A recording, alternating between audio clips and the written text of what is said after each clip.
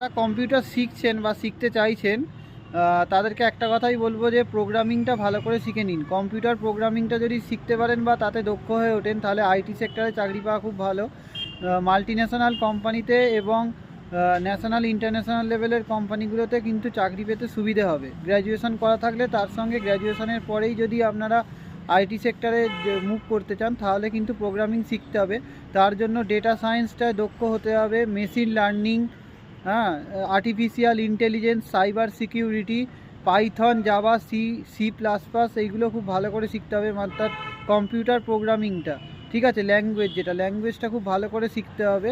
আর এছাড়াও front end back এন্ডের সমস্ত কাজগুলো খুব ভালো করে শিখতে হবে। ওয়েব ডেভেলপমেন্ট, ঠিক আছে, এবং ওয়েব ডিজাইনটা খুব ভালো করে শিখতে হবে। তাই কম্পিউটার প্রোগ্রামিংয়ের ওপর কোর্স করে নিলে গ্র্যাজুয়েশনের পর, ঠিক আছে, আইটি সেক্টরে মুভ করতে পারবেন খুব তাড়াতাড়ি, চাকরি পেতে সুবিধে হবে সবার।